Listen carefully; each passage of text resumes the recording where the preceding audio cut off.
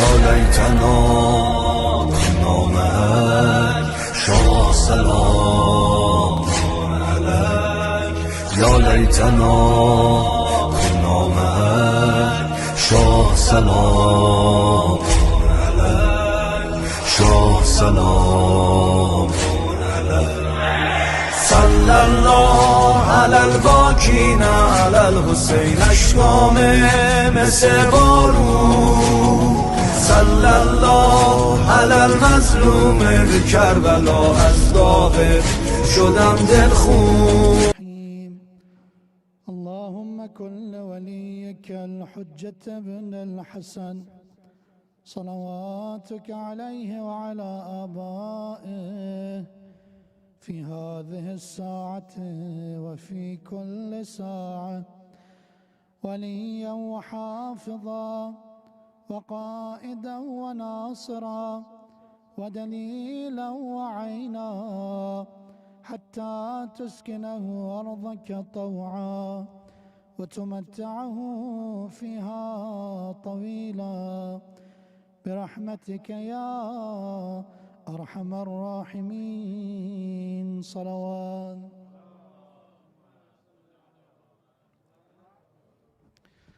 بسم الله الرحمن الرحيم.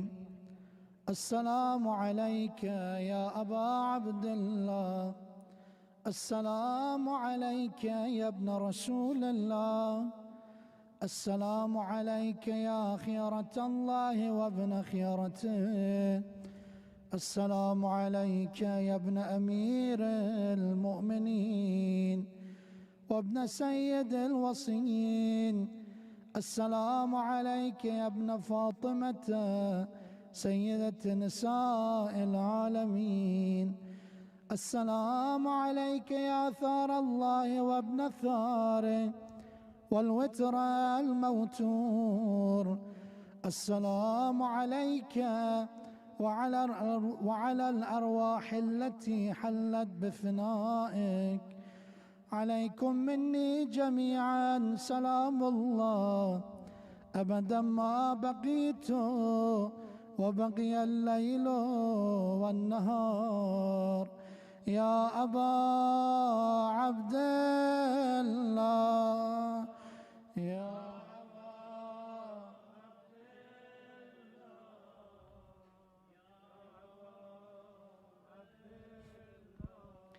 لقد عظمت الرزية وجلت وعظمت المصيبة بك علينا وعلى جميع أهل الإسلام، وجلت وعظمت مصيبتك في السماوات على جميع أهل السماوات، فلعن الله أمة أسست أساس الظلم والجور عليكم أهل البيت، ولعن الله أمة دفعتكم عن مقامكم وأزالتكم عن مراتبكم التي رتبكم الله فيها، ولعن الله أمة قتلتكم، ولعن الله الممهدين لهم بالتمكين من قتالكم. برئت إلى الله وإليكم منهم ومن أشياعهم وأتباعهم وأوليائهم. يا أبا عبد الله، يا أبا عبد الله، يا أبا إني سلم لمن سالمكم وحرب لمن حاربكم إلى يوم القيامة، ولعن الله على زياد وآل مروان، ولعن الله بني أمية قاطبة، ولعن الله ابن مرجان، ولعن الله عمر بن سعد، ولعن الله الشمرة، ولعن الله أمة أسرجت وألجمت وتنقبت لقتالك بأبي أنت وأمي لقد عظم مصابي بك، فأسأل الله الذي أكرم مقامك وأكرمني بك أن يرزقني طلب ثارك مع إمام منصور من أهل بيت محمد صلى الله عليه وآله. اللهم اجعلني عندك وجيها بالحسين عليه السلام في الدنيا والآخرة يا أبا عبد الله يا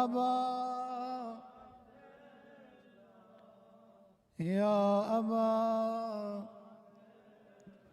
إني أتقرب إلى الله وإلى رسوله وإلى أمير المؤمنين وإلى فاطمة وإلى الحسن وإليك بموالاتك وبالبراءة ممن قاتلك ونصب لك الحرب وبالبراءة ممن أسس أساس الظلم والجور عليكم، وأبرأ إلى الله وإلى رسوله ممن أسس أساس ذلك وبنى عليه بنيانا وجرى في ظلمه وجوره عليكم وعلى أشياعكم.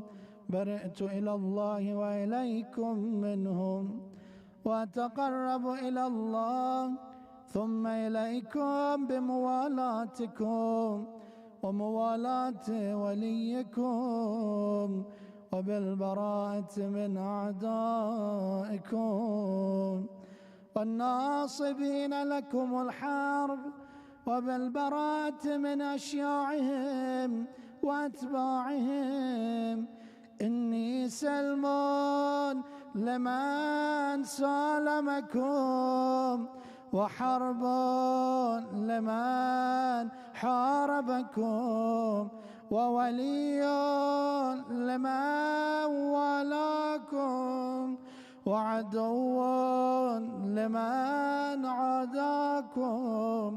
فأسأل الله الذي أكرمني بمعرفتكم ومعرفة أوليائكم ورزقني البراءة من أعدائكم أن يجعلني معكم في الدنيا والآخرة، وأن يثبت لي عندكم قدم صدق في الدنيا والآخرة، وأسأله أن يبلغني المقام المحمود لكم عند الله، وأن يرزقني طلب ثاري مع إمام هدى ظاهر ناطق بالحق منكم.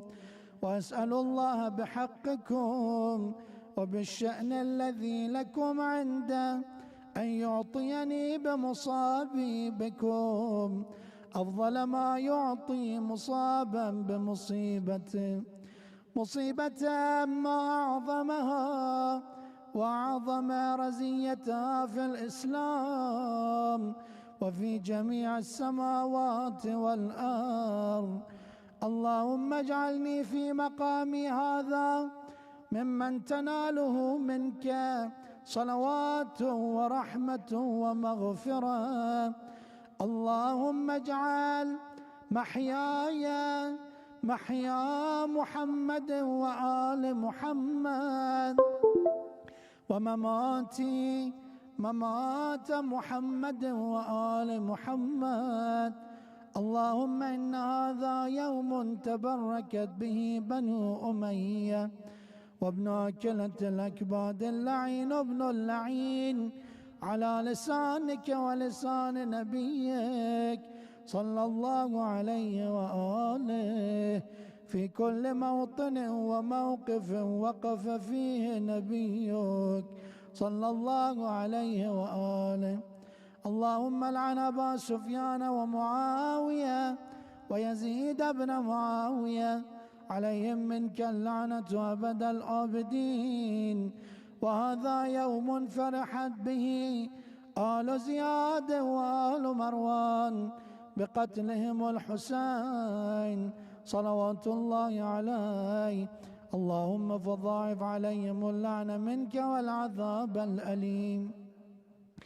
اللهم إني أتقرب إليك في هذا اليوم وفي موقفي هذا وأيام حياتي بالبراءة منهم واللعنة عليهم وبالموالاة لنبيك وآل نبيك عليه وعليهم السلام. اللهم لعن أول ظالم ظلم حق محمد وآل محمد وآخر تابع له على ذلك. اللهم لعن العصابة التي جاهدت الحسين وشايعت وبايعت وتابعت على قتله. اللهم لعنهم جميعا. السلام عليك يا أبا عبد الله وعلى الأرواح التي حلت بفنائك. عليك مني سلام الله أبدا ما بقيت وبقي الليل والنهار، ولا جعله الله آخر العهد مني لزيارتكم. السلام على الحسين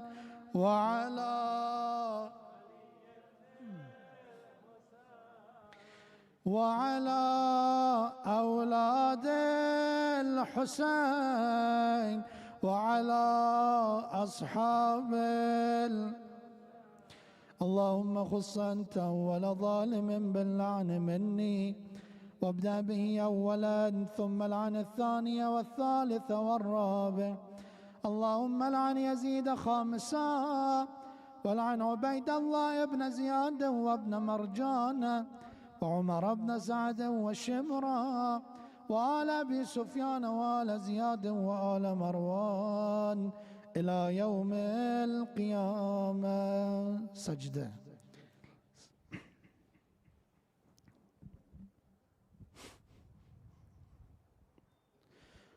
اللهم لك الحمد حمد الشاكرين، لك على مصابهم، الحمد لله على عظيم رزيتي. اللهم ارزقني شفاعة الحسين يوم الورود، وثبت لي قدم صدق عندك مع الحسين وأصحاب الحسين الذين بذلوا مهجهم دون الحسين عليه السلام. صلوات.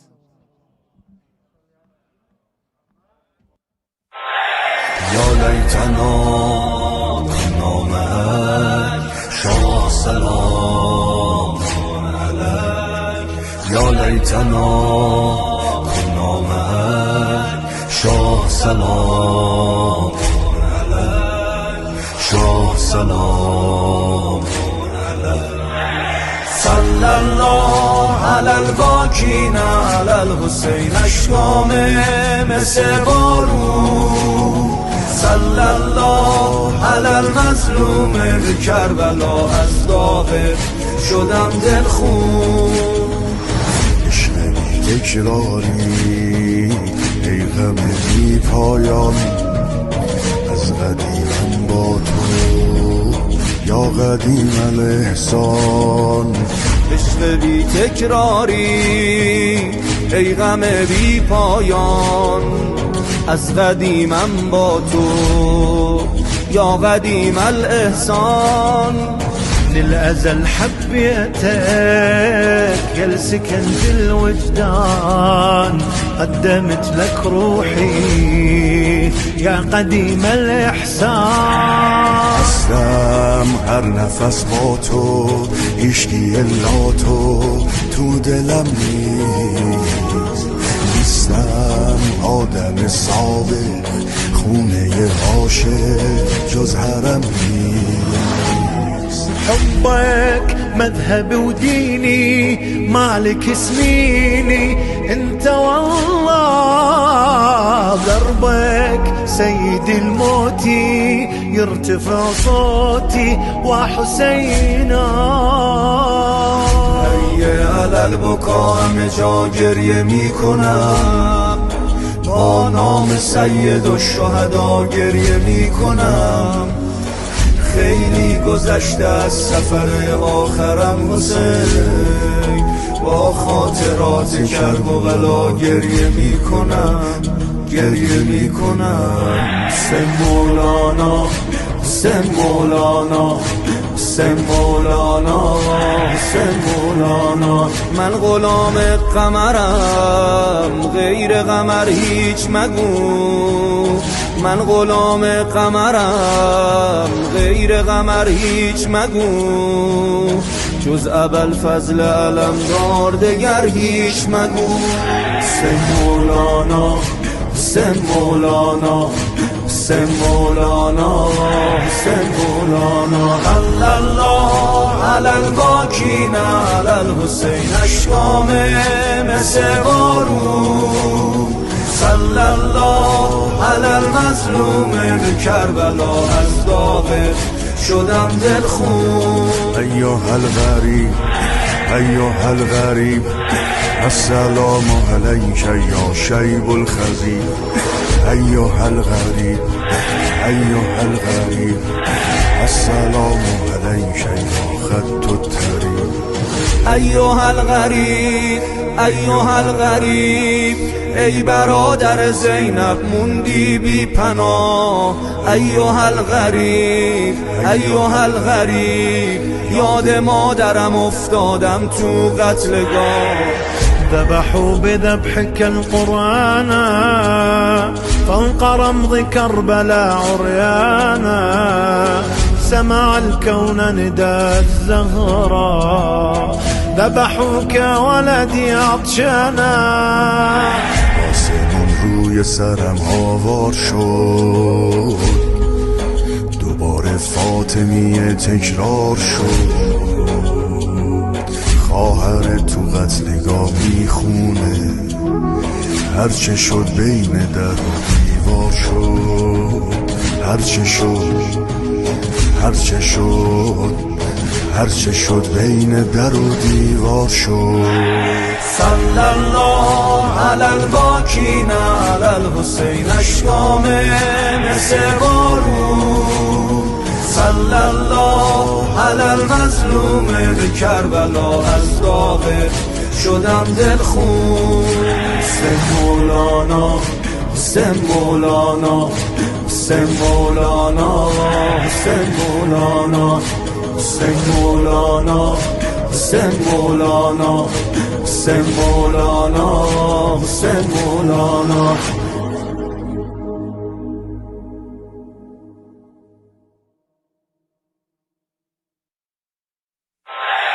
یا لیتنا کنا معک، شاه سلام علیک.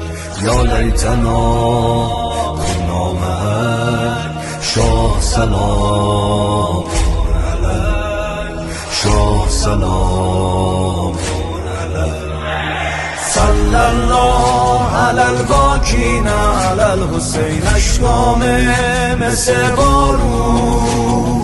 صلی الله علی المظلوم بکربلا، از داغ شدم دلخون. عشق بی تکراری، ای غم بی پایان، از قدیم با تو یا قدیم الاحسان. عشق بی تکراری، ای غم بی پایان، از قدیمم با تو یا قدیم الاحسان.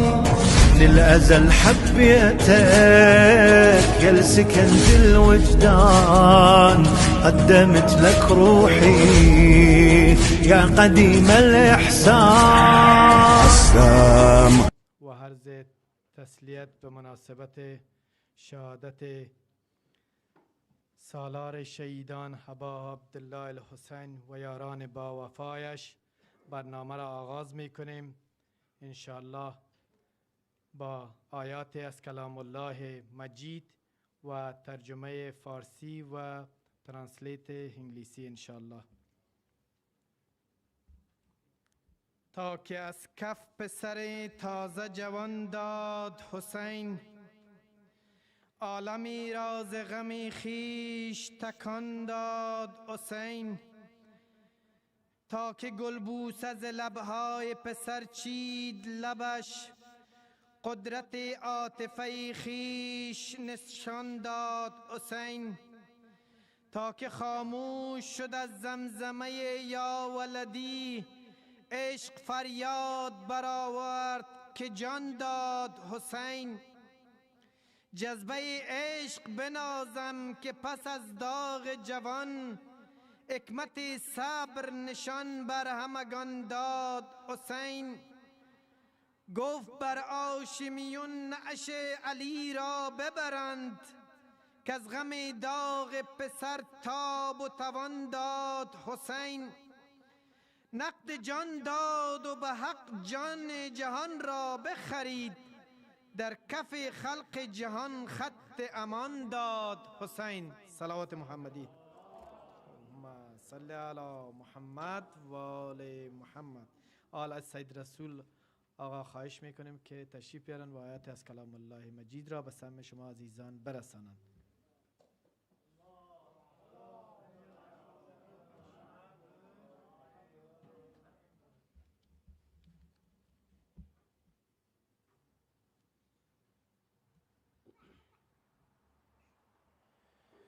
اللهم صل على محمد وآل محمد.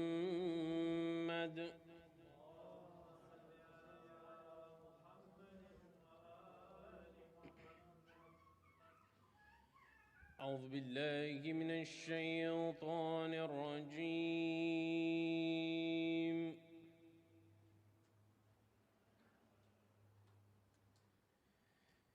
بسم الله الرحمن الرحيم.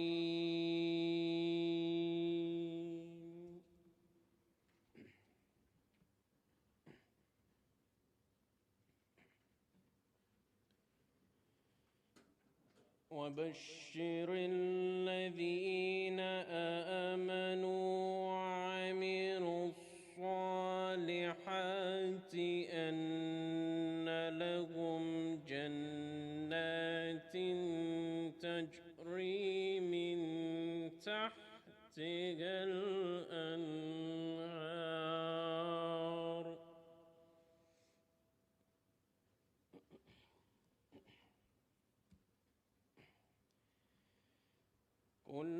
كلما رزقوا منها من ثمرة رزقا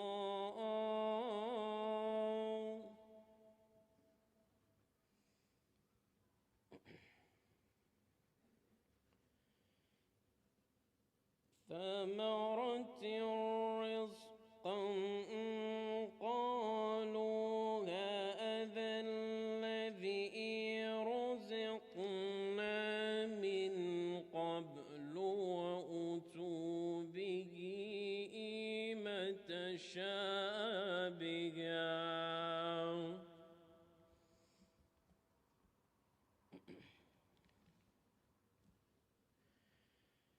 ولهم فيها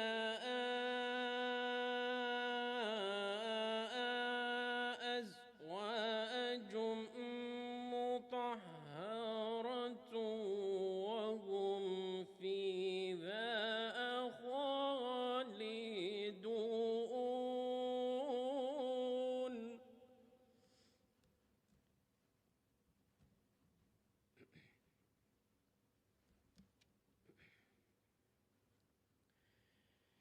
إن الله لا يستحي أن يضرب مثلا ما بعوضة فما فوقها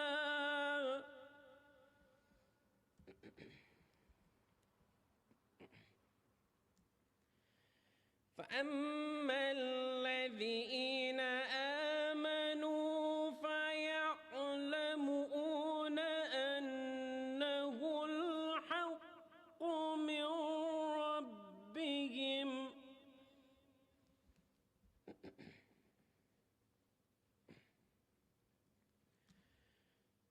وأما الذين كفروا فيقولون ماذا أراد الله بهذا مثلا يضل به كثيرا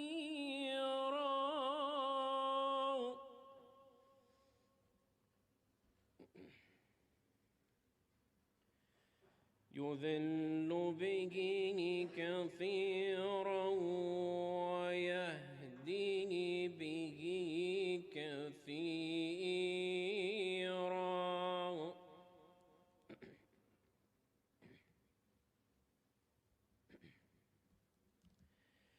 وما يذل به إلا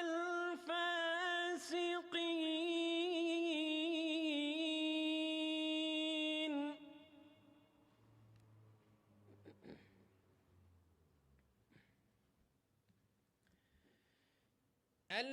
الذين ينقضون عهد الله من بعد ميثاقه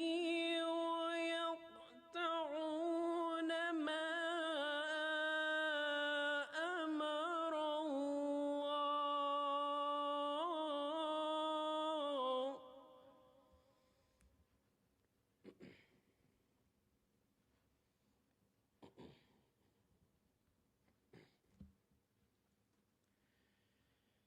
ما أمر الله به أن يوصل ويفسدون في الأرض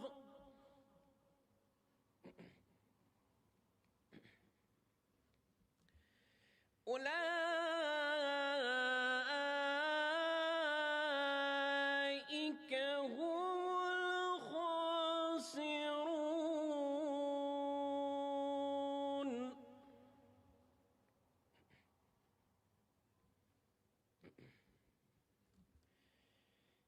كيف تكفرون بالله وكنتم أمواتا فأحياكم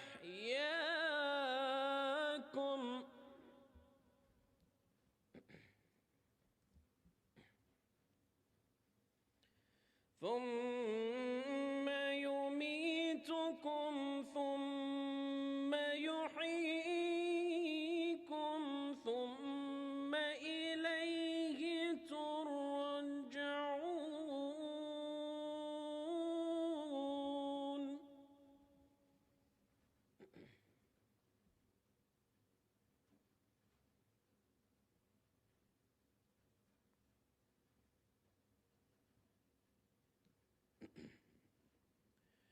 ثم يميتكم ثم يحييكم ثم إليه ترجعون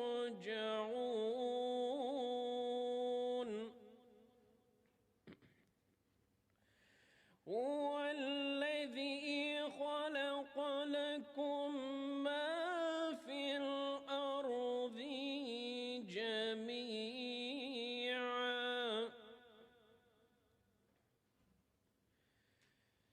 ثم استوى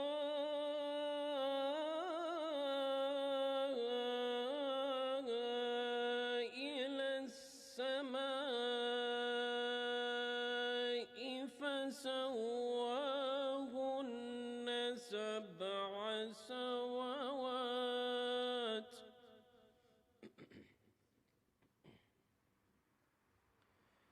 وهو بكل شيء عليم. صدق الله العلي العظيم. الفاتحة.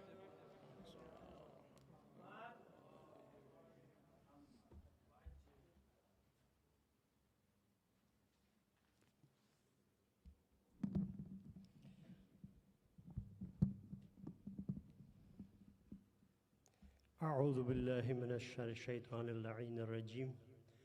بسم الله الرحمن الرحیم.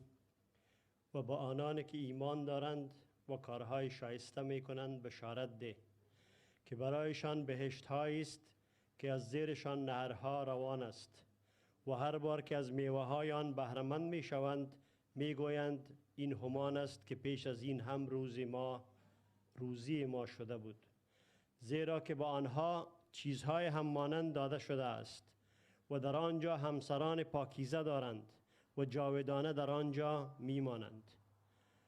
خدا کوچک نمی شمارد، یعنی شرم نمی کند از این که به پشه یا چیزی که برتر از آن مثل بزند. آنان که ایمان دارند می دانند که این حق است و از جانب پروردگارشان است، و اما کسانی که کفر می ورزند می گویند خدا از این مثل چی قصدی دارد؟ بسیاری را بدان مثل گمراه می کند و بسیاری را بدان هدایت می نماید، اما جز بدکاران را بدان گمراه نمی کند. آنانی که پیمان خدا را پس از بستن آن می شکنند و آنانی که می گسلند آنچه را که خدا به پیوستن آن امر کرده است و در زمین فساد و تباهی می کنند، اینان خود زیانکارانند. چگونه به خدا کافر می شوید در حالی که بی جان یعنی مرده بودید و به شما زندگی داد، بار دیگر شما را می میراند و پس از آن زنده خواهد کرد و سپس به سوی او باز گردانیده خواهید شد. اوست آن خدایی که همه چیزهایی را که در زمین هست برای شما آفرید، سپس با آسمان پرداخت و آنها را 7 آسمان برافراشت و او به همه چیز داناست. صدق الله العلی العظیم. صلوات.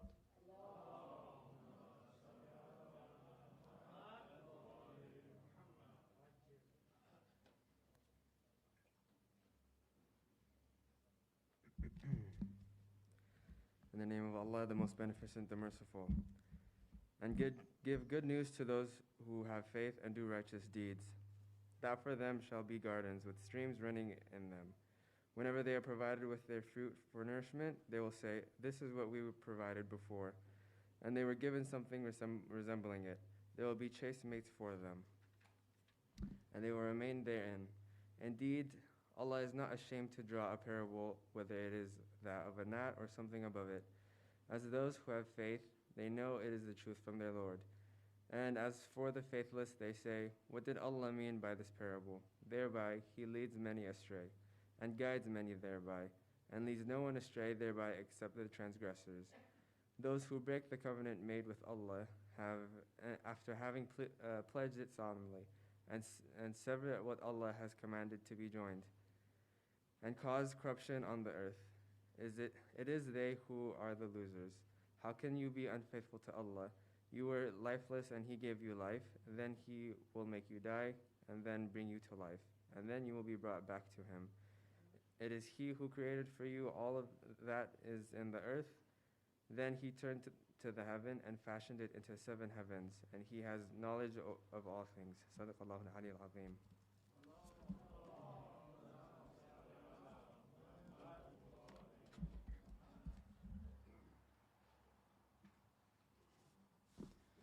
با تشکر از برادران محترم که قرآن عظیم شان و ترجمه و ترنسلیتشن فارسی انگلیسی هم را به سهم شما عزیزان رساندن. حال از آقای مدرس خواهش میکنیم که به صحبت‌های خود مجلس ما را منور بگردانند. برای سلامتی خودشان و خانوادهشان و سلامتی خودتان اجماعاً صلوات. صلی علی محمد و آل محمد.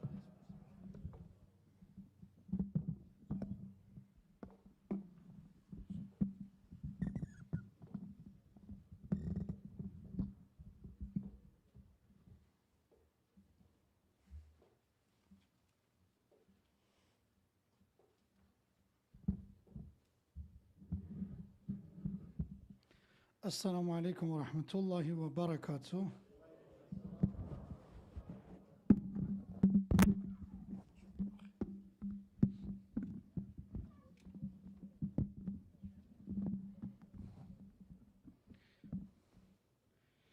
For the honor of Abu Abdullah Hussein alayhi salam and his companions, recite another salawat ala Muhammad wa ali Muhammad.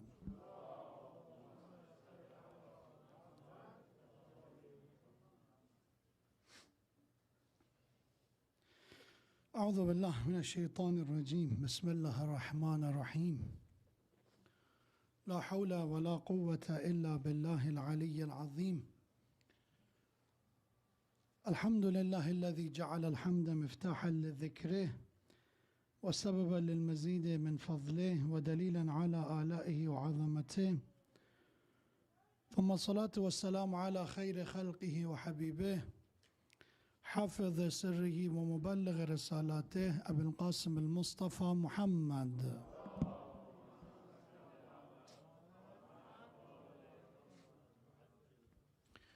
وعلى أهل بيته الطيبين الطاهرين المعصومين المكرمين سيما بقية الله في السماوات والأراضين. قال الله تبارك وتعالى في القرآن الكريم هو الذي أنزل عليك الكتاب منه آيات محكمات هن أم الكتاب وأخر متشابهات فأما الذين في قلوبهم زيغ فيتبعون ما تشابه منه ابتغاء الفتنة وابتغاء تأويله وما يعلم تعويله إلا الله والراسخون في العلم يقولون آمنا به كل من عند ربنا وما يذكر إلا أولو الألباب صدق الله العلي العظيم. For the honor of Rasulullah and his immaculate progeny Ahlul Bayt, recite the salawat ala Muhammad wa ali Muhammad.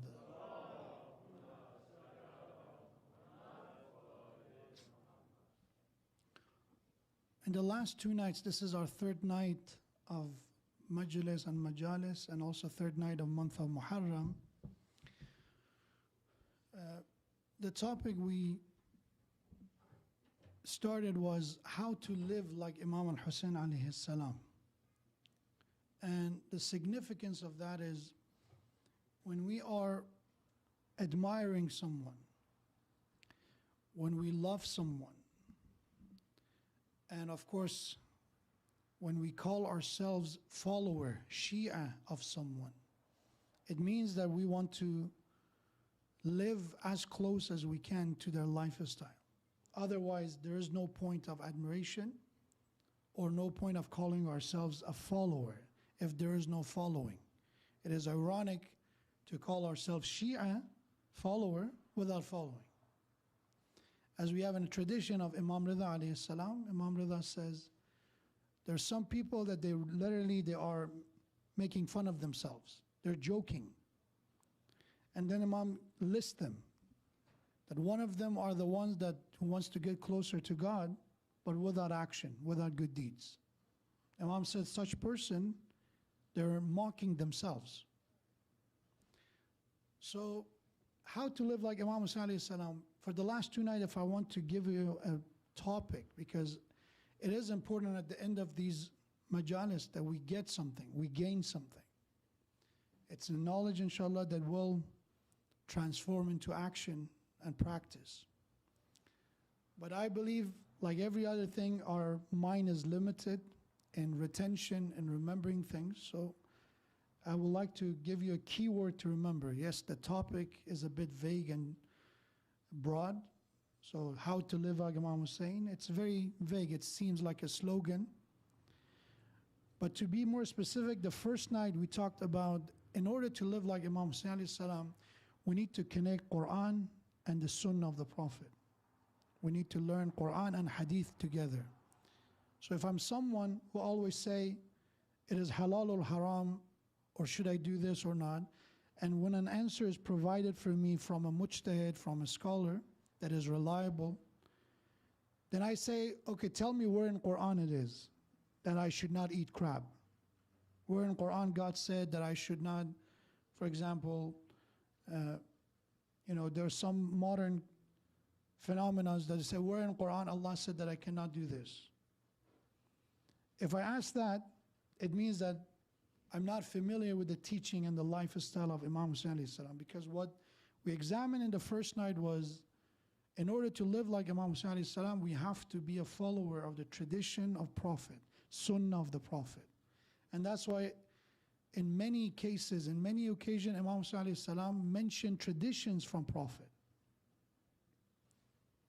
That yes, people were using Quran, as I said, Ibn Ziyad, Umar ibn Sa'd, Yazid even, they quoted Quran in order to justify their deeds. As we can even see today, that even tyrants and dictators of our era, they will use Quran to justify their deeds. And as I say, it could even happen in a big scale, like when you see a president of a country using a verse of Quran to justify his deeds. A king or a prince justify their deeds through Quran. Or it could be in a bit, maybe a smaller scale like us, that I try to justify my laziness to my wife through Quran. I try to justify my laziness through religion, or my violence, or God forbid, abuse. So that's why the teaching of the Prophet, it's an application of Quran. So that was the first night discussion. And if you want, inshallah, you can go back and listen to it. The ayah that I referred to from Surah Al-Imran, I said the beginning is verse 7 of Surah Al-Imran. And this ayah is very, so if I want to connect one verse of Quran with that topic of the first night, that why Hasbuna Kitab Allah, that Quran is enough and Quran is sufficient, is against Quran itself. That we don't need Prophet, we don't need Hadith. The verse that I want you to remember is verse 7 of Surah Al-Imran, Surah number 3. Because in this ayah, Allah says, هُوَ الَّذِي أَنزَلَ عَلَيْكَ الْكِتَابِ, O Prophet, Allah is the one who sent down this book, Quran, to you. And then Allah says, مِنْهُ آيَاتٌ مُحْكَمَاتٌ. There's some verses in this book that they are definitive. They're straightforward, they're clear. هُنَّ أُمُّ الْكِتَابِ. And by the way, they consider mother of the book. They're the foundation. Those verses that they are straightforward, they are definitive, they are mother of the book. They're the structure and the basis of this book, Quran. So for example, the verses about Salat, about Hajj, about those obvious rules that every Muslim agrees on. And then Allah says, وَأُخَرُ مُتَشَابِهَاتٍ. And there's some other verses that they are metaphorical or allegorical. Allegory or metaphors are when you say something in a form of example, in an indirect way, and there is requirement of what you understand from it. It requires intuition, it requires interpretation. So there are metaphorical and mutashabih verses in this book. فَأَمَّا الَّذِينَ فِي قُلُوبِهِمْ زَيْغٌ فَيَتَّبِعُونَ مَا تَشَابَهَ مِنْهُ ابْتِغَاءَ الْفِتْنَةِ. Those that there is an illness in their heart and in their soul, they use those verses, the allegorical or metaphorical verses, to justify the sickness of their heart. They follow those verses. They pursue what is metaphorical, courting temptation and seeking its interpretation. And then Allah said, وَمَا يَعْلَمُ تَأْوِيلَهُ إِلَّا اللَّهُ. No one knows the interpretation of those verses, those metaphorical verses, except God, except Allah. And then said, وَالرَّاسِخُونَ فِي الْعِلْمِ. And from the people who know the interpretation of those verses are the one that they're firmly grounded in knowledge. And under this verse, we believe the one who's truly firm in knowledge is Rasulullah sallallahu alaihi wasallam.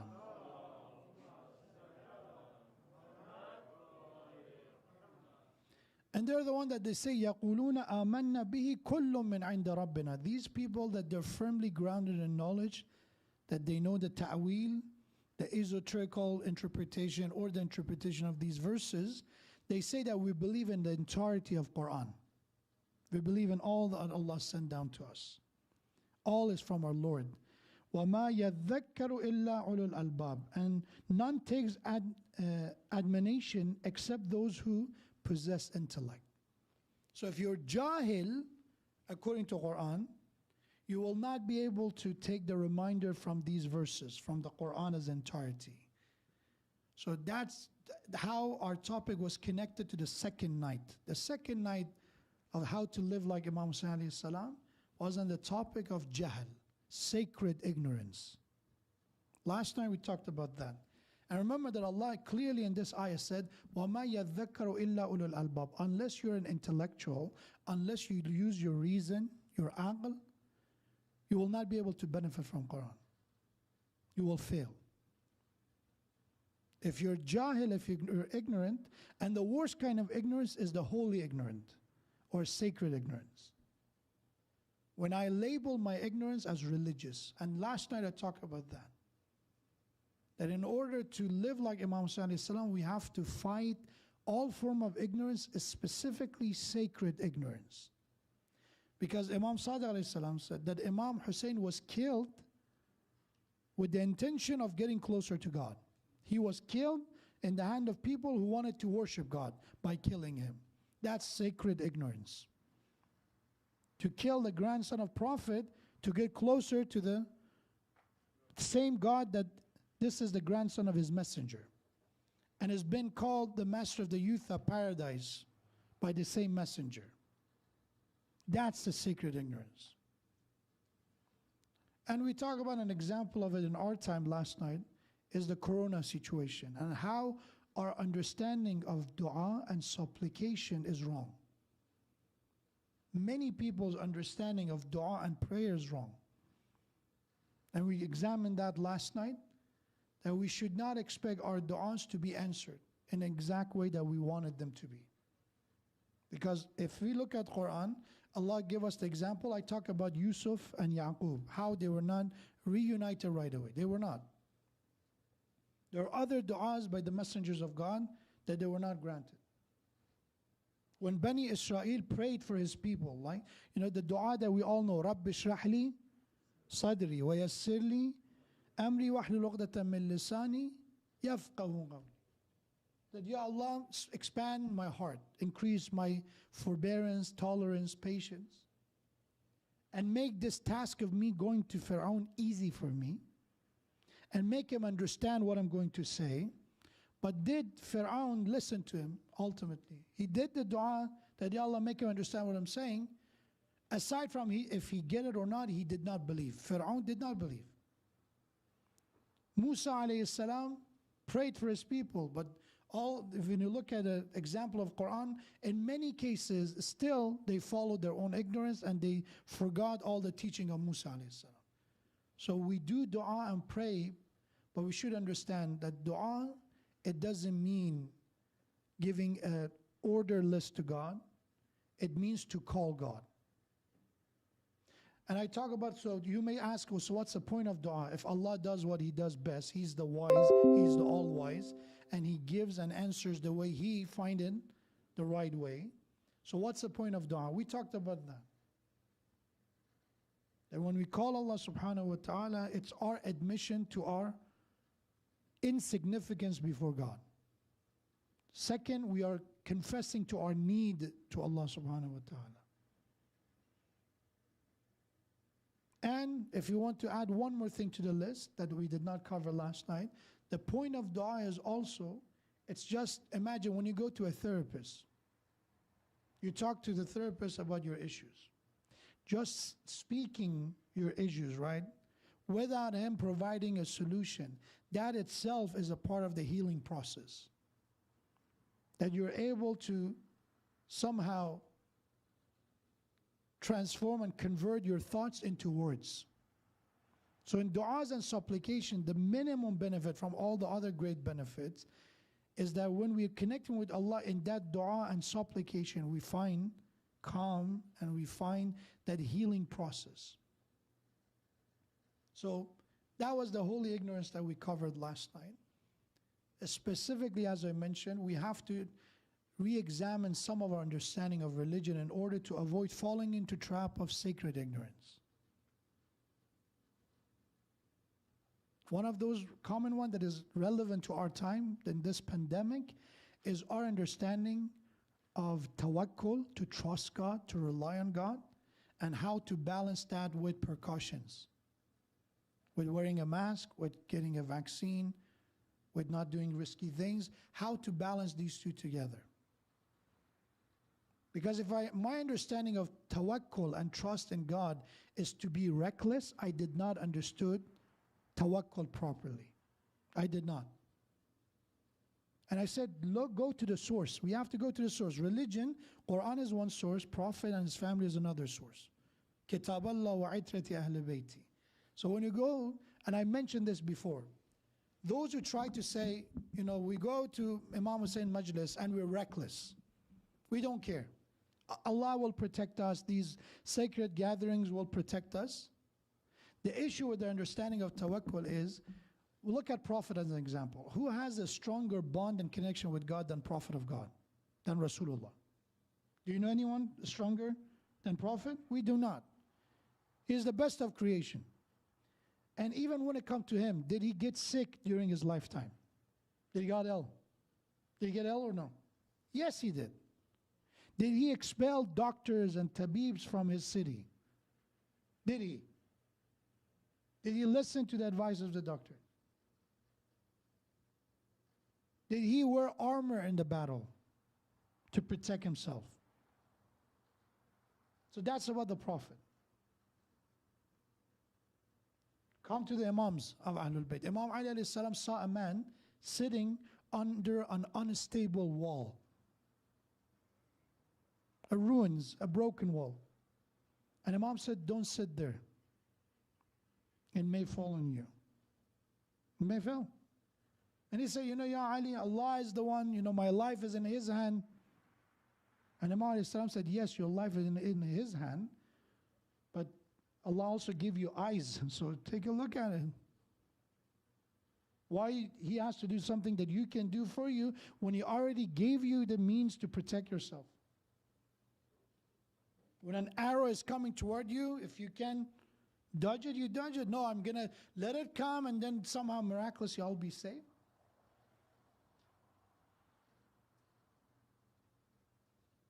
We should not look for miracles. This virus is infectious. It's dangerous. It's, again, all the negative on the list is very viral. Again, we don't even know what it is. We don't even know what kind of repercussion it has for some people. Some of the consequences, let's call them, or complication of this virus is just being discovered. There's people with long-term complication of this virus. So it is going to harm us. Some way, some people more than others. So I ask you about Imam Hassan alayhi salam. Was Imam Hassan poisoned or not? Yes or no? Is poison something that caused harm or not? Same thing for Imam Ali alayhi salam. The sword that Imam Ali was struck with, was it poison or not? Same thing with the arrow that was thrown toward Imam Hussein alayhi salam. Was it? So the poison is there and it is lethal. And Imam alayhi salam make du'as, but it's not that the system of this dunya is all miracles, that Imam is going to make du'a and for the poison to stop working every time, in every scenario. That's not understanding of the structure of religion well. That's holy ignorance. To do something wrong and reckless in the name of tawakkul. That my faith in God, my connection with God is strong. We did not get the religion right. Same thing is about what we see is happening in the world right now, with people using Quran, using religion, Muslim against Muslim. In Afghanistan as an example. So-called Muslims are killing others, killing innocent people.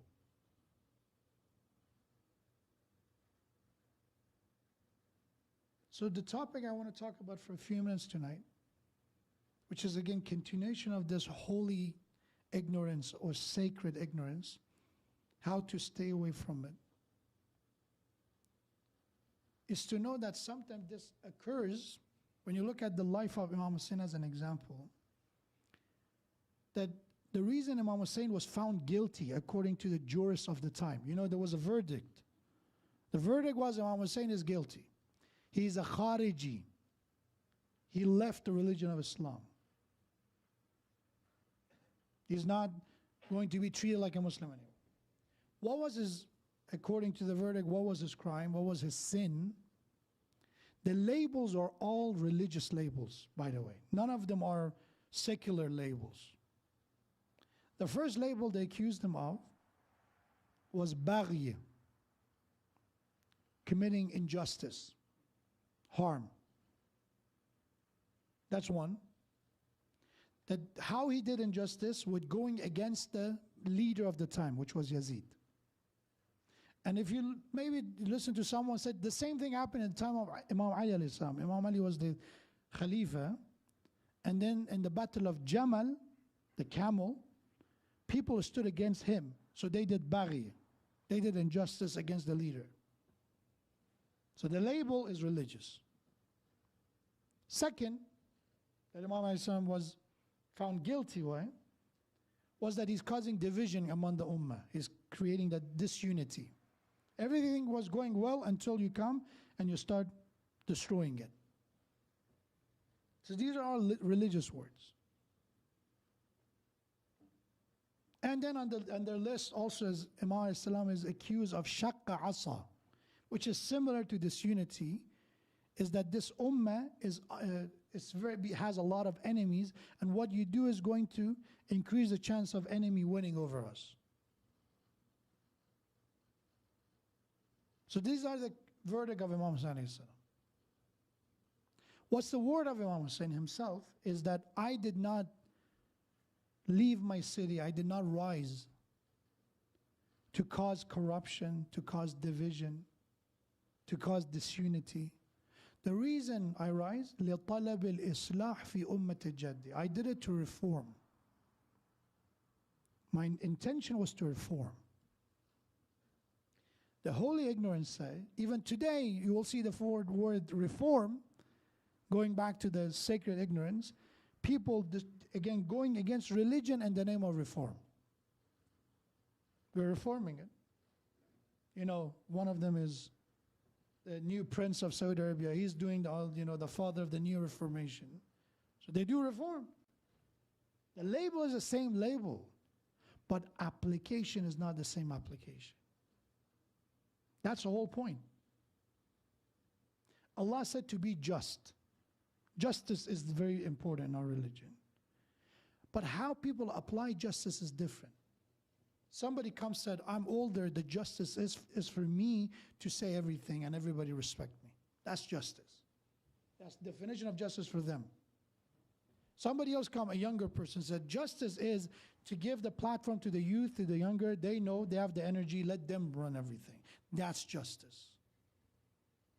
The application, the definition is different. That's why when we look at the letter that people of Kufa sent to Imam Hussein alayhi salam, Imam did not leave Medina. He did not come all the way to Mecca first and then toward Kufa for reasons that we think. It wasn't because Yazid was drinking alcohol, that he was a drunk. It wasn't for that reason. There were a lot of other drunks in the community at the time. It wasn't because of these small things. The main reason Imam mentions is that I'm coming for justice. What Yazid was doing was injustice. How? He was killing people. noble people. That's what he was doing. Literally one by one, he was killing. And this was, by the way, was happening during Muawiyah's time as well. So Yazid is irrelevant. The name is irrelevant. The tyranny has been happening. But during the Muawiyah's time, Imam Hassan signed a contract.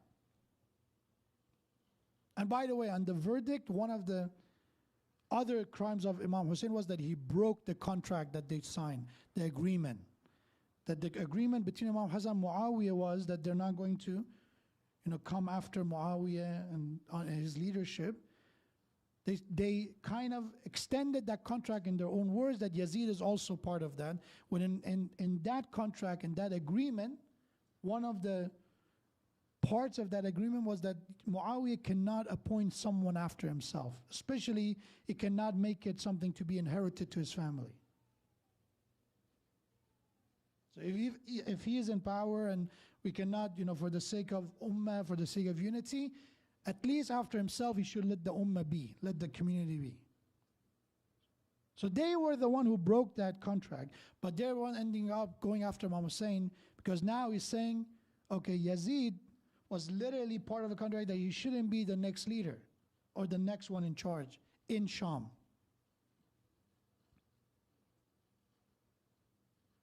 So during the Muawiyah, they had the contract. After Muawiyah, when Yazid started, he continued his father's plan, which was literally going after anyone who loved Imam Ali alayhi salam, after anyone who dared to talk again about his injustice. People that he elected, he chose, were all corrupt people. Ibn Ziyad is an example of the people we mention his name.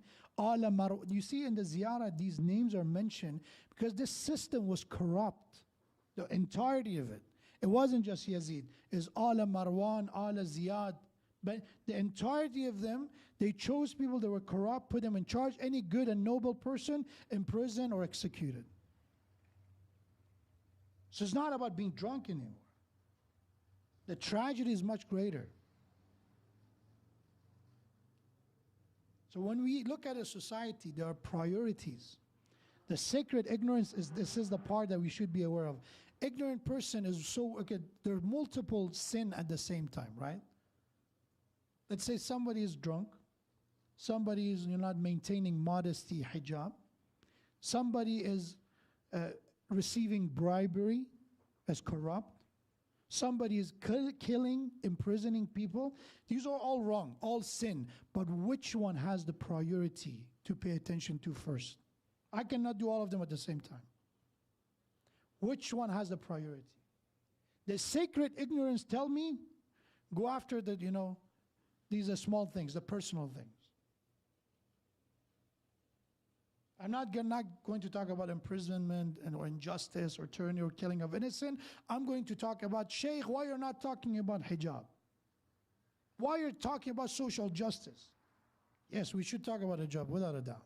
But which one right now has a priority to talk about? I cannot do all of them at the same time. Wisdom and reason tell us, I talk about this, about hikmah, how to be wise. One of them is to recognize priorities. In life, we have limited time, finite resources. Which one is the most important one? And to live like Imam Hussein is to recognize the priority. To recognize it. Which one is urgent and which one is the most important? For Imam Hussein alayhi salam, injustice that was happening was the most crucial. The corruption, what he's trying to reform. He was trying to reform a society that is accepting an unjust ruler. A society that is okay with people being executed, assassinated. People are disappearing without even no court, no judge, nothing. They were just killed. Names Maytham Tammar. Prophet's companion was killed. Why? Because he was praising Ali ibn Abi Talib. Hujr ibn Uday was killed. Why? He was asked between Muawiyah and Ali, which one you choose? He said Ali, killed. This is a corruption. That the life of people, this sanctity of life is gone. That people are not paying attention to it anymore. Right now, how is relevant to our time? Look at the innocent life. There was a picture, you remember that Syrian child, Aylan, that it was literally drowned and it was brought into shore? It was an outcry in the world about it, which it deserved that attention. But was he the only child who suffered? How about children in Yemen, who literally United Nations said that a starvation, one of the greatest tragedy of the 21st century is happening in Yemen, that people are dying from hunger. There is no camera, there is no picture, there is no attention there. Which one is the priority?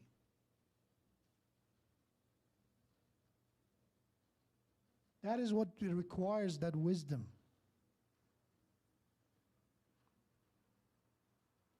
So Imam alayhi salam saw that injustice and he stood against it. So I want to summarize it. Tonight's the third night in order to live like Hussein alayhi salam. We have to combat sacred ignorance. We have to stop paying attention to things that are not priority. How to find priorities? Look at the life of Ahlul Bayt. They teach us the priority. They teach us the priority. Stop being so worried about the details that they are not significant. You know, it is important for children to be quiet. Yes, to be respectful. It's good. But is it a priority? The priority is husn khulq, well manners, to make sure children come in the masjid. They don't feel that they are not wanted in the masjid, or that they have to be quiet. Which one is a priority? I ask you. Yes, we want to listen, we want convenience, we want, respect, but which one is the priority? If I show bad manners, if I show a frown to a child in a masjid, these are the example of the sacred ignorance. If somebody run in front of my prayer, I get upset. If I'm doing salat, nobody taught you to respect salat and respect prayers? Is that the significance of our religion? Is that it? But in the name of namaz, salat, and prayer, we show bad manners, bad attitude. And they have domino effects, they have consequences. That child will remember that salat means people who are rough, not forgiving, people who cannot tolerate, they have no patience, even with a child.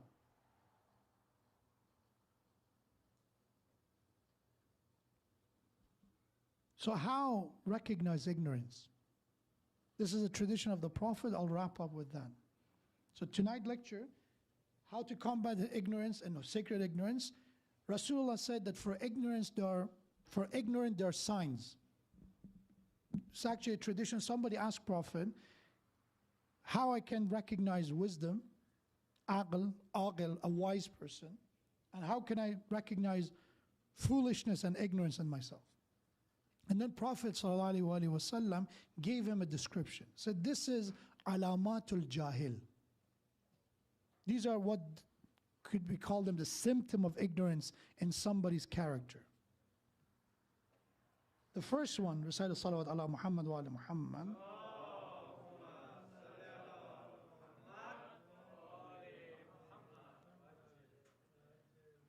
Rasulullah says,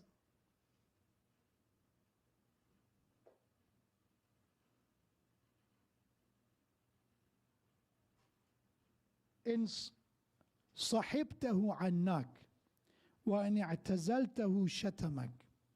The first and the second sign of ignorant is that if you try to have their companionship, they bother you, they disturb you. Annak, they cause harm. An ignorant person, their companionship cause harm. What kind of harm? You sit with them, they start criticizing you head to toe. That's not mu'min, that's not being critical. Everything has a balance.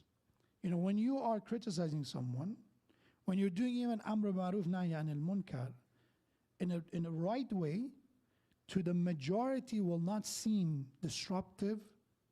It will not, to majority will not seem disrespectful. There are exceptions always. For some people, even you're the nicest person, they will be offended. Put them aside. But for a majority of people, if you approach them with the right manner, they will not be offended, they will not be annoyed.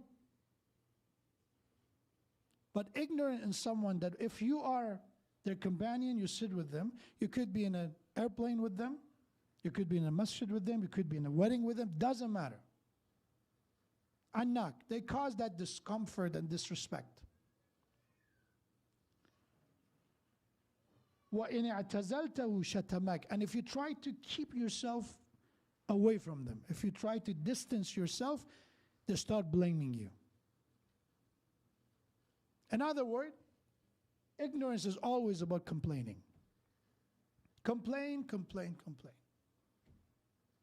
And one thing again you see about holy ignorance is that people who are unfortunately kind of involved in it, they always complain. The way they look at the community is from above. Yeah, everybody is not doing their namaz. Everybody is like everybody else is in the depth of hell and they're just sitting in the Jannatul Firdaus. And that's why it's easy to pass judgment. Remember Umar ibn Sa'd? Ya khaylallah, O army of God, go for Jannah. لِيَمِيزَ اللَّهُ الْخَبِيثِ مِنَ الطَّيِّبِ. That when Ibn Ziyad said, this war is that the way God wanted to kind of distinguish between the pure and the corrupt. How was he trying to apply that verse? That Ibn Ziyad, Shimr, Umar ibn Sa'd, we are tayyib, we are pure. And you, Hussein alayhi salam, Abu al-Fadl Abbas, Habib ibn Madahir, Sulaiman ibn, these names that some of the companions of the Prophet, some of these people are known among everyone for their piety and virtue. They are khabith, they're the corrupt. That's the application of this verse in his mind.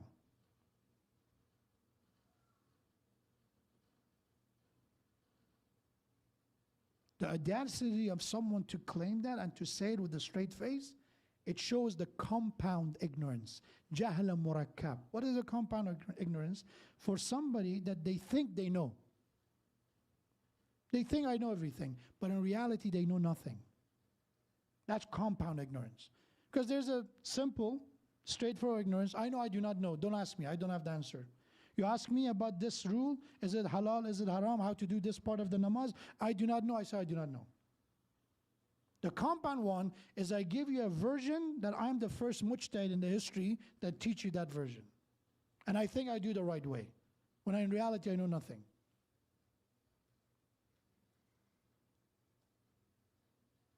So Rasulullah said, an ignorant person is all about complaining. You're with them, they bother you. You're not with them, they bother you. So holy ignorance is always involved in this. If I see from religion, the only thing I learned from religion is that I'm critical of others and I always put others down. It's not, yes, we are critical of sin, but we're not critical of people who said, oh, you're not good enough. You're shaitan. These kind of statement. That is not about the action, that what you do is wrong and is harming you. No, you're an evil person. When you go to that kind of a statement, is coming from that sacredness that we created a bubble around ourselves. The next one, Rasulullah said, the third one. وَإِنْ أَعْطَاكَ مَنَّ عَلَيْكَ. The third sign of an ignorant is that if they help you, if they assist you, if they give you something, munna alayk, they remind you of their help. They do minnat. They make sure you're not going to forget their favor. وَإِنْ أَعْطَيْتَهُ كَفَرَكَ. And if you help them, if you give them something, if you're generous with them, they become ungrateful. Oh, it's not enough? Of course you should do it. You're rich. I expect more than this from you. Do you expect me to say thank you? Who are you that you need my thank you? Even if you help them, they're ungrateful to the help, to the support.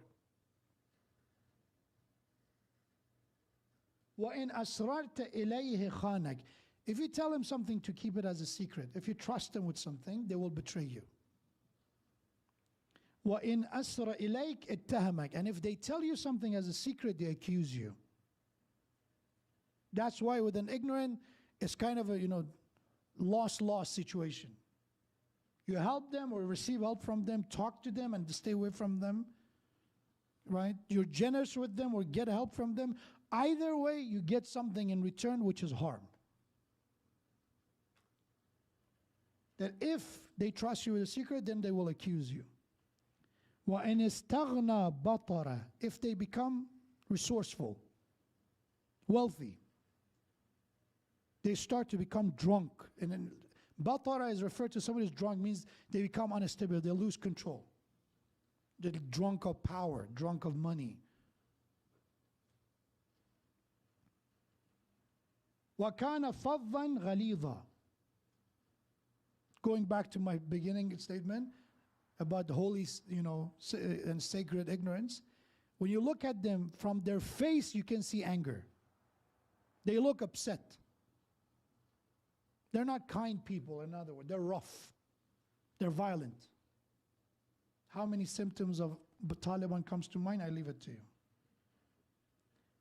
وَإِنْ افتقر جَحَدَ نِعْمَةَ اللَّهِ. And if they become needy, faqir, there's much more burden on them that they can't handle. What they do? جَحَدَ نِعْمَةَ اللَّهِ. They will deny all the other blessings of God. They become ungrateful with the rest of blessing of God. These are just some of the symptoms that Rasulullah mentioned about that ignorant person. So the third night, inshallah, how to live like Imam al-Hussein alayhi salam. We have to make sure that our personality is not, God forbid, ending up as someone who's religious but with ignorance. That there's a infusion, kind of as an infusion of ignorance and holiness. Because our religion is about intellect, aql, and faith together, and holiness together. Otherwise, the damage that holiness that is ignorant will cause is much more noticeable and significant a damage than an irreligious person can cause. You have a hadith, إِذَا فَسَدَ الْعَالِمْ فَسَدَ الْعَالَمْ. When somebody is a scholar, a knowledgeable person, goes corrupt, the world that they created around them will corrupt as well. Why? It's like as a father, if you make a mistake, compare when you're single is not the same thing. Because now it has consequences. There are people that are looking up to you. When you're religious, people look up to you.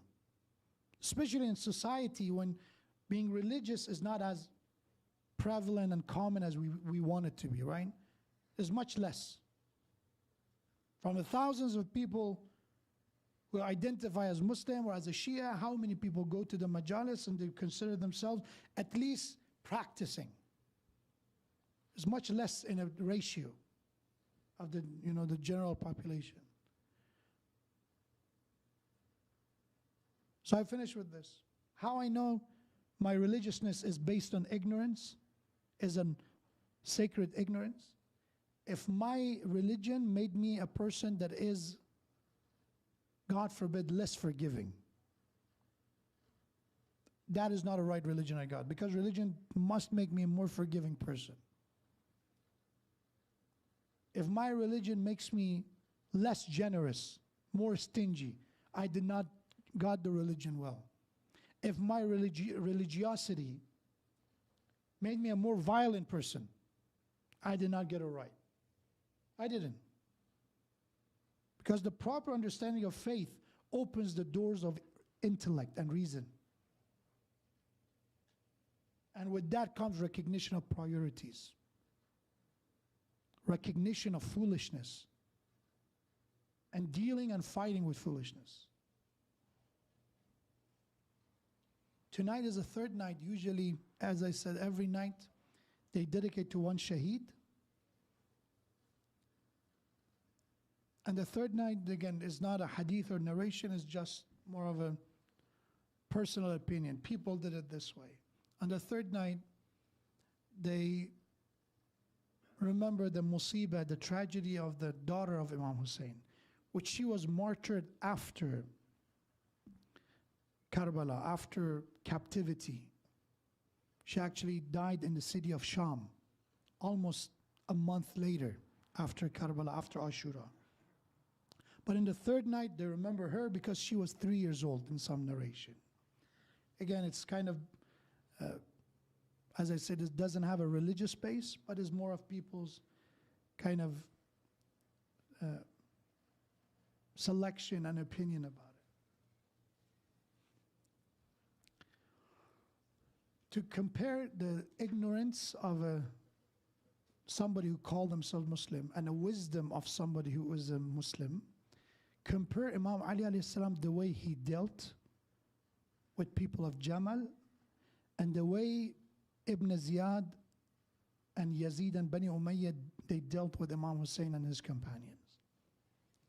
You know, in Battle of Jamal, Imam Ali was the rightly Khalifa. He was the Imam, right, you know, after Rasulullah's announcement, but he was even the Khalifa, was appointed by people, even according to the belief of the other school of thought, other madhahib, who did not accept him as the Imam, but they accepted him as a Khalifa, as a Caliph. So people rebelled against him. Who? Wife of the Prophet, companions of the Prophet, Talha and Zubayr. They started the war. They were not running away that Imam Ali goes after them like Imam Hussein's story. They came and brought the battle. And in the day of battle, Imam alayhi salam told them to stop, talk to them, and warned his companion not to initiate, not to start. This is the difference between the wisdom and ignorance. In the day of Ashura, Imam Hussein again did not start the battle. This is a true mu'min. A mu'min is not looking for trouble. A wise person is not looking for trouble. So Imam Ali in the Battle of Jamal tried to reason with them, talk to them, sent messengers, and they killed the messenger. They start throwing arrows, and after people starting getting hurt and killed, then Imam alayhi salam said, now we have to go. Now we have to defend ourselves. But after the battle was over, which was Imam Ali, he was the victorious side. Imam said, if people are running away, don't pursue them, let them run away.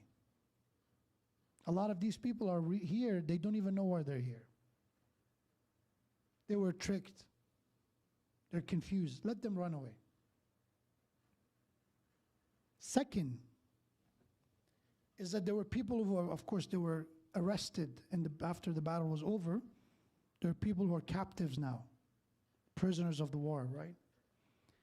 Look at the wisdom and look at the iman of Ali ibn Abi Talib. Imam said, I'll let you go free, but first go bury your dead. There are dead people on the ground. First bury them, then you're free. And compare with Karbala. I leave it to you again. They didn't even follow the decency to treat them the same way they were treated. One more thing was about the women. People came to Imam Ali and said, Ya Ali, you know, these are the prisoners of the war, the women here. Imam said they're Muslim. How you dare talking about captives or prisoners? Let them be. Honor them and respect them. And there was this woman who was come to Imam Ali and start cursing him. Somebody of his family was killed in the battle and he was blaming Imam Ali for it. And Imam Ali did not answer. He walked away. After a while, she came back and started cursing again.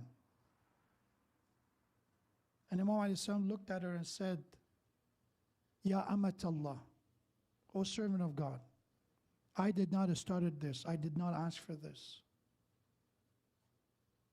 But she was upset, of course. She kept cursing. So Imam Ali looked at his companion and said, be gentle with these women. They are grieving. They lost loved ones. So if they come at you, even if they are harsh, even they are try to agitate you, don't let it to affect the way you're treating them. Honor them. Be patient. Be forgiving. And what they did to Hussein alayhi salam and his family, that's why Muharram is a big deal. That the ignorance take it to the one of the highest form of inhumanity, to the highest form of to be merciless, to be heartless.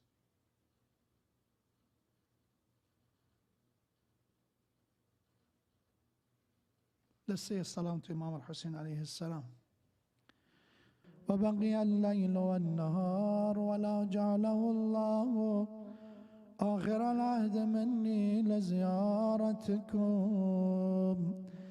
السلام على الحسين وعلى علي بن الحسين وعلى أولاد الحسين وعلى أصحاب الحسين. Fatima Zahra, in the final days of Prophet, she was crying by the side of Rasulullah's bed. And Rasulullah said something to her, whispered to her, and she began to cry. And then Rasulullah said something. The second time, he said something that Fatima Zahra smiled.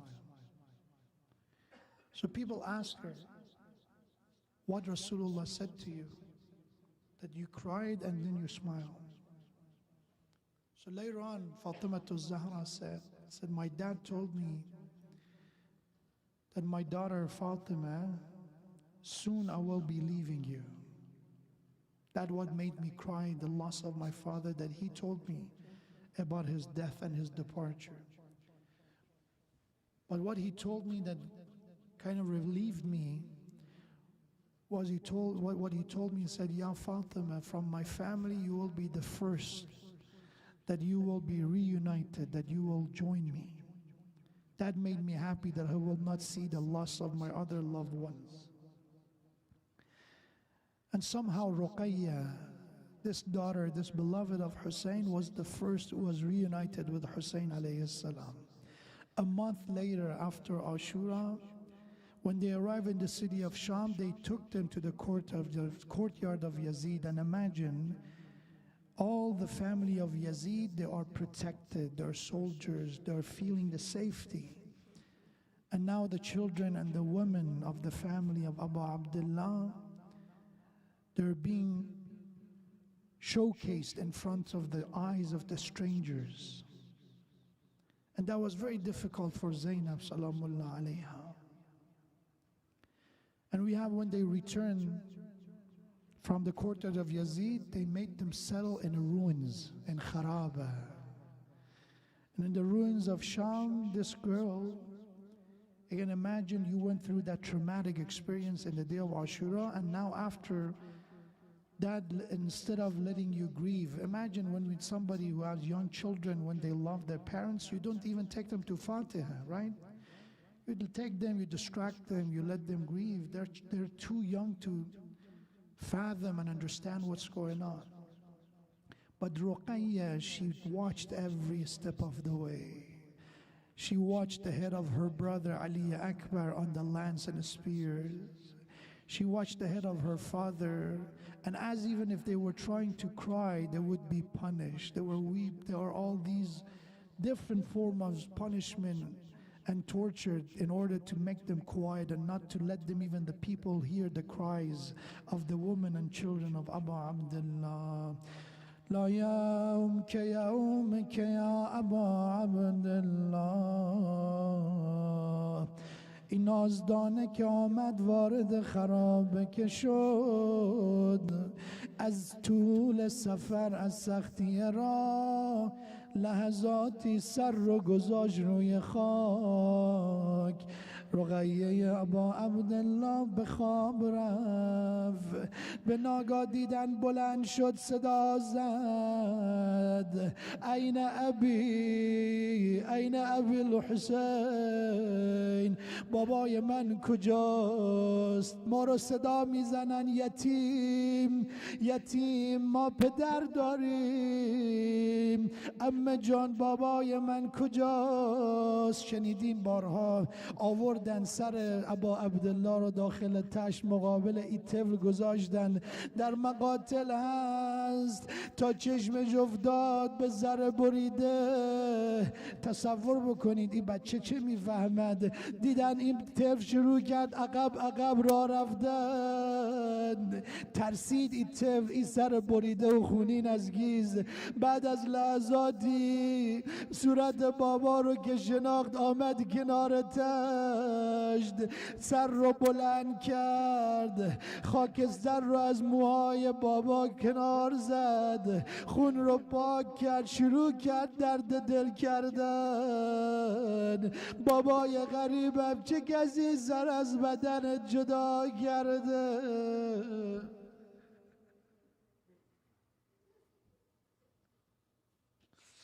وعلى لعنة الله على القوم الظالمين، وسيعلم الذين ظلموا أي منقلب ينقلبون. Ya Allah, by the honor of Ruqayya Salamullah alayha, grant us a merciful heart. By the honor of Abu Abdullah and Hussein alayhi salam, hasten the return of Imam of our time, the Savior, the promise of justice for mankind. Ya Allah, by the honor of Abu Abdullah and Hussein alayhi salam, enlighten our heart and mind by the light of intellect, and purify our heart and mind from the darkness and from the plague of ignorance and foolishness. Ya Allah, by the honor of Abu Abdullah and Hussein, grant us the ability of recognizing our priorities, especially in the matter of religion. And Ya Allah, by the honor of Abu Abdullah, support all the madhlumeen, all those who are oppressed, and help us to be a supporter and assistant for those who are in need of help, inshallah. Let's inshallah stand up and finish the program with Azadari, with the salam of Abu Abdullah. Assalamu alayk ya Abu Abdullah, Assalamu alayk. Assalamu alayk ya Abu Abdullah, Assalamu alayk Abdullah, Sayyidi ya Mazlum ya Abu Abdullah, Sayyidi ya Mazlum ya Abu Abdullah, Sayyidi ya Mazlum ya Abu Abdullah, Sayyidi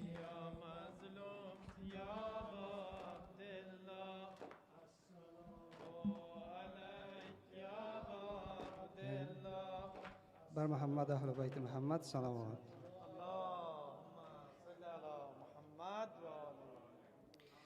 عاشقان به پا خیزید، ماه غصه آمد، نو فلک به گریان شد، ماه پر از آمد. عاشقان به پا خیزید، ماه غصه آمد، عاشقان به پا خیزید، ماه غصه آمد. عاشقان به پا خیزید، ماه غصه آمد، ماه غصه آمد، نو فلک به گریان شد، ماه پر از آمد، ماه پر از آمد. مهلت محرم شد، بوی کربلا آمد، شد بیرون نوای غم از گلوی این ناله. عاشقان به پا خیزید، ماه غصه آمد، عاشقان به پا ماه غصه ها من کوه و دشت و صحرا شد جامعه سیاه در بر جامعه سیاه در بر تازه شد حکایت ها عاشق خدا آمد عاشق خدا آمد ساقی همه طفلان پرچم حسین برداشت نهر القمه جوشید ناله و صدا آمد عاشقان به پا خیزید ماه غصه ها آمد عاشقان به پا خیزید ماه غصه ها آمد چهره رسول آمد 18 ساله لیلا 18 ساله لیلا شد تزلزل ناله شاه بیگناه آمد شاه بیگناه آمد زین العابدین آمد در کنار بابایش دختر ولی الله نور مرتضی آمد عاشقان به پا خیزید ماه غصه آمد عاشقان به پا خیزید ماه غصه آمد عاشقان به پا خیزید ماه غصه آمد صلوات محمد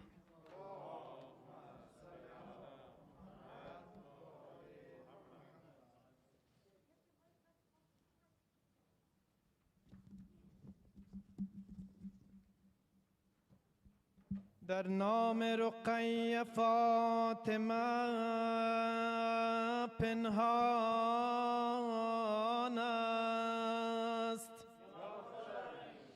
از این دو یکی جان و یکی جانان است در روی کبوت این دو پیداست خدا آینه بزرگ و کوچکش یکسان است غریب مظلوم ابا عبدالله الحسین صلوات محمد و آل محمد در گوشه خرابه دل بیقرارم امشب در گوشه خرابه دل بیقرارم امشب در گوشه خرابه دل بیقرارم امشب بابا بیا نظر کن بر حال زارم امشب در گوشه خرابه دل بیقرارم امشب اما بگو که چون شد بابای مهربانم اما بگو که چون شد بابای مهربانم بود از فروغ جانان اندر کنارم امشب در گوشه خرابه دل بیقرارم امشب گوشه خرابه دل بیقرارم امشب اما به دامن او اکنون نشسته بودم اما به دامن او اکنون نشسته بودم مشغول گفتگو بود آن گل و زارم امشب در گوشه خرابه دل بیقرارم امشب در خرابه دل بیقرارم امشب اما چون جان شیرین در بر مرا کشید و اما چون جان شیرین در بر مرا کشید و باش که دیدمی شست از رخ و بارم امشب در گوشه خرابه دل بیقرارم امشب در گوشه خرابه دل بیقرارم امشب اما چه شد که ناگه او رفت و از بر من اما چه شد که ناگه او رفت و از بر من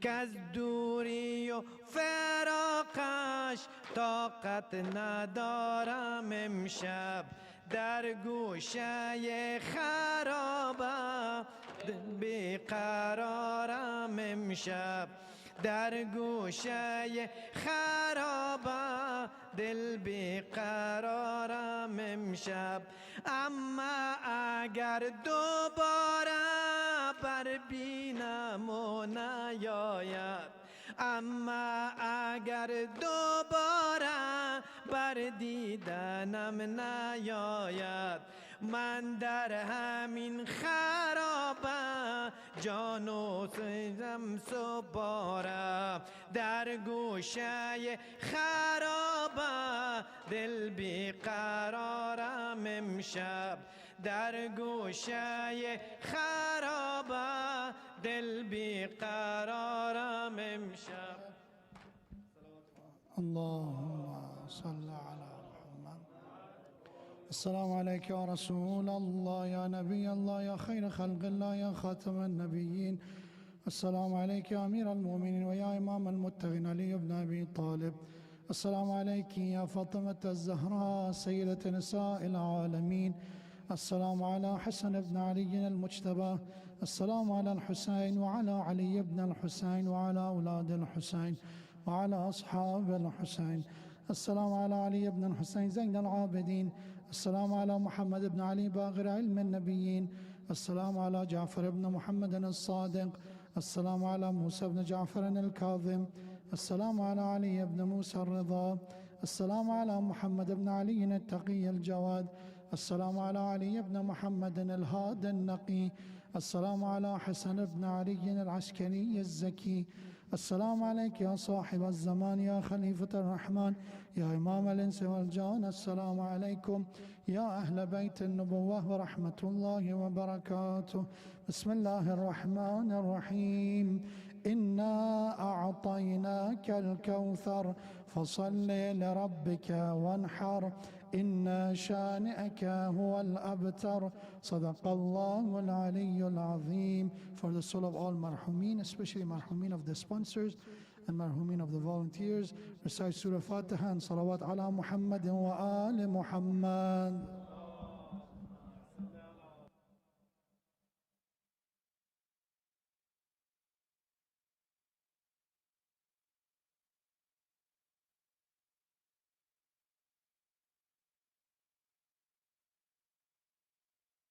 بس با تو عشقی الا تو دلم نیستم آدم سابق خونه عاشق جز حرم نیست. حبك مذهب وديني مالك سنيني انت والله دربك سيد الموتي يرتفع صوتي وحسينا. هیه علل بکا همه جا گریه می کنم با نام سید و شهدا گریه می کنم.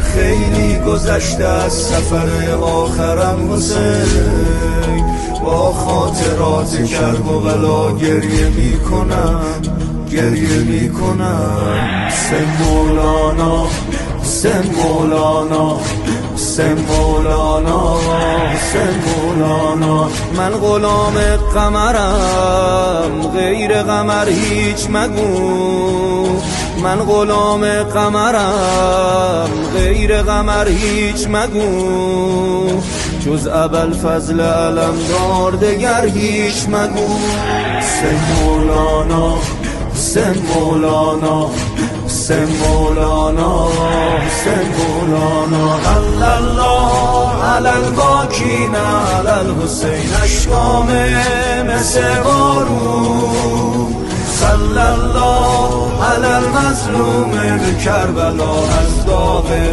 شدم دلخون ایها الغریب ایها الغریب